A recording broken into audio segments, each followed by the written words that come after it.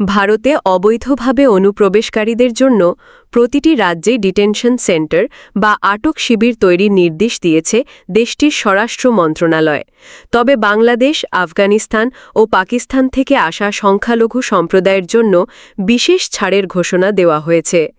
নতুন সিদ্ধান্ত অনুযায়ী এই তিনটি দেশ থেকে আসা হিন্দু, শিখ, বৌদ্ধ, জৈন, পার্সি ও খ্রিস্টান সম্প্রদায়ের যেসব সদস্য ২০২৪ সালের ৩১শে ডিসেম্বরের মধ্যে ভারতে প্রবেশ করেছেন, তাদের দেশটিতে থাকার অনুমতি দেওয়া হবে।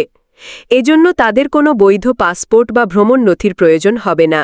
এমনকি যাদের নথিপত্রের মেয়াদ শেষ হয়ে গেছে, তাদেরও কোনো শাস্তির মুখোমুখি হতে হবে না।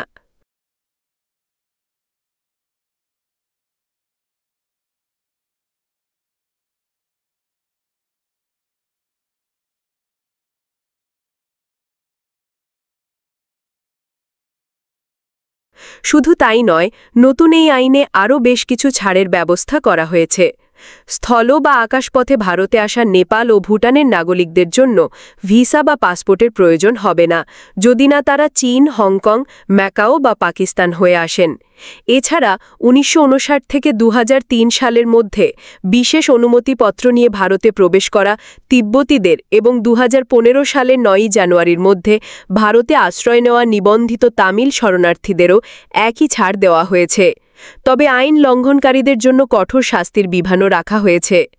বৈধ কাগজপত্র ছাড়া কোনো বিদেশি ভারতে প্রবেশ করলে সর্বোচ্চ ৫ বছরের জেল এবং ৫ লাখ রুপি পর্যন্ত জরিমানা হতে পারে।